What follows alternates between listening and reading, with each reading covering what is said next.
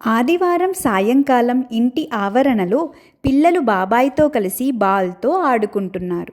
కాసేపటికి పిల్లలు అలసిపోవటంతో ఆడటం ఆపి కూర్చున్నారు. బాబాయ్ తాను తెచ్చిన పనస తొనలను కడిగి తేనెలో అద్ది పిల్లలకు ఇచ్చారు. అప్పుడు పాప, బాబాయ్, ఈసారి ఒక అదిరిపోయే భూతం కథ చెబుతానన్నారు, ఇప్పుడు చెబుతారా అని అడిగింది. బాబాయ్ నవ్వుతూ, హా, తప్పకుండా, ఇప్పుడే పొలంలో భూతం కథ మొదలు పెడదాం అని చెప్పడం ప్రారంభించారు. దేవీపురం అనే గ్రామంలో రఘు అనే పేదవాడు ఉండేవాడు. తన భార్య సీతతో కలిసి ఎంత కష్టపడి పని చేసినా వారికి పూట గడవటం కష్టంగా ఉండేది. ఒకరోజు కట్టెల కోసం రఘు అడవికి వెళ్ళాడు. అక్కడ ఒక వ్యక్తి కింద పడి ఉండటం చూశాడు. తన వద్దనున్న నీటిని ఆ వ్యక్తి ముఖంపై చెల్లి కొంత నీటిని త్రాగించాడు. అతనికి స్పృహ వచ్చింది. అప్పుడు రఘు అతనితో, ఎవరు మీరు, ఇక్కడ ఎందుకు ఇలా పడిపోయారు అని అడిగాడు. అతను, నేను ఒక వ్యాపారిని, మాది గౌరీపురం, నేను ఈ అడవిలో దారి తప్పి నీళ్లు ఆహారం లేక ఇలా పడిపోయాను అన్నాడు. రఘు అతనితో, మీరు చాలా నీరసంగా ఉన్నారు, మాది ఈ పక్కనే దేవీపురం, నాకు గౌరీపురానికి దారి తెలుసు, మీరు నాతో మా ఇంటికి వచ్చి కాసేపు సేదదీరండి అని అతనిని తన పూరి గుడిసెకు తీసుకెళ్ళాడు. సీత తాను వండిన కొద్ది ఆహారాన్ని అతనికి పెట్టింది. కాసేపు విశ్రాంతి తీసుకున్న తరువాత బయలుదేరుతూ ఆ వ్యాపారి, నేను ఎవరో తెలియకపోయినా నా ప్రాణాలను కాపాడారు, మీ ఆహారాన్ని నాకు పెట్టారు అని తన వద్దనున్న కొంత ధనాన్ని ఇవ్వబోయాడు.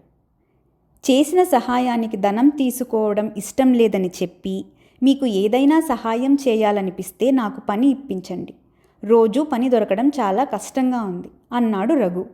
అప్పుడు ఆ వ్యాపారి, ధనాన్ని నిరాకరిస్తున్న మీ గొప్ప గుణం నాకు బాగా నచ్చింది, కానీ ఇప్పుడు నా వద్ద మీకు ఇవ్వడానికి ఏ పని లేదు. మా ఊరి పొలిమేరల్లో నాకు 4 ఎకరాల పొలం ఉంది. అక్కడ ఏదో భూతం ఉందని ఎవరూ ఆ పొలాన్ని కౌలుకు తీసుకోవడం లేదు. మీరు అక్కడ వ్యవసాయం చేస్తానంటే అది మీకే ఇస్తాను అన్నాడు.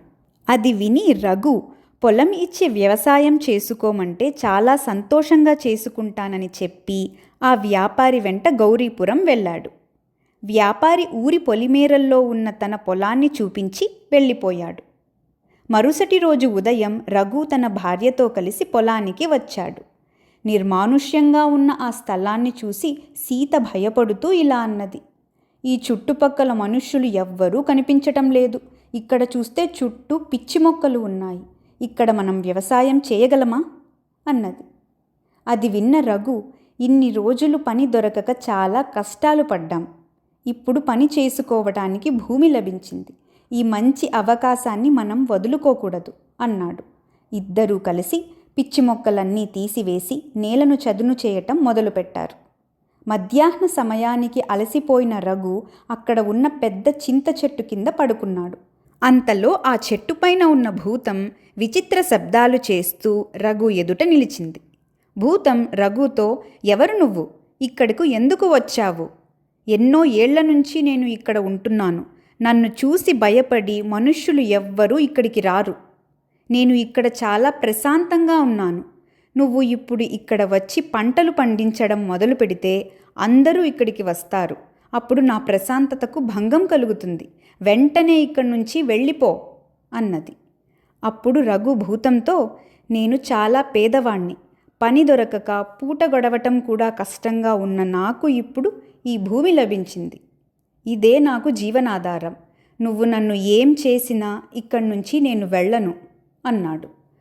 అప్పుడు భూతం ఇలా ఆలోచించింది, వీడు చాలా మొండివాడిలా ఉన్నాడు, ఎలాగైనా ఇక్కడి నుంచి ఇతన్ని పంపేయాలి అని బాగా ఆలోచించి ఇలా అన్నది, నువ్వు చాలా పేదవాడిని అంటున్నావు కనుక ఇక్కడ నువ్వు పంటలు పండించుకోవటానికి నేను ఒప్పుకుంటున్నాను, కానీ నాది ఒక షరతు, నువ్వు వేసిన పంటల్లో భూమి పైభాగంలో పండింది నాకు ఇవ్వాలి, భూమి లోపల పండింది నువ్వు తీసుకోవాలి అంటుంది.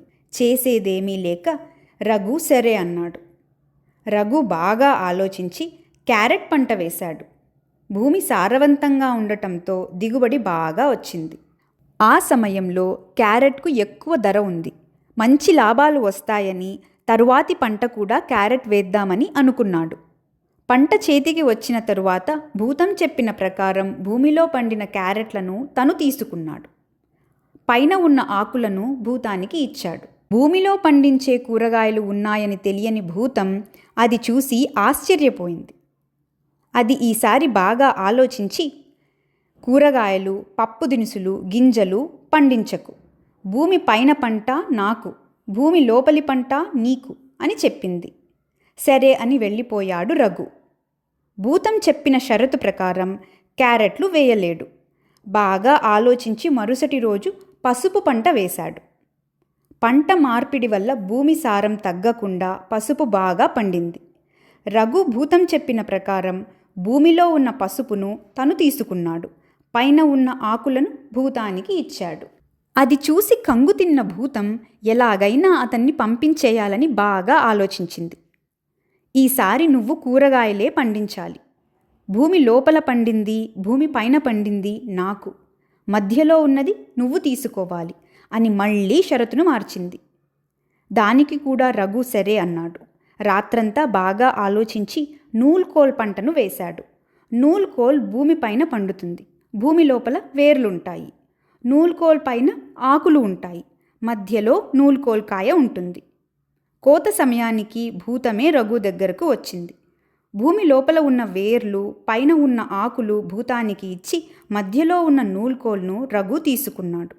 రఘు తెలివికి ఆశ్చర్యంతో భూతం ఇలా అన్నది, ఇక్కడ నుంచి మిమ్మల్ని తరిమివేయాలనుకున్నాను.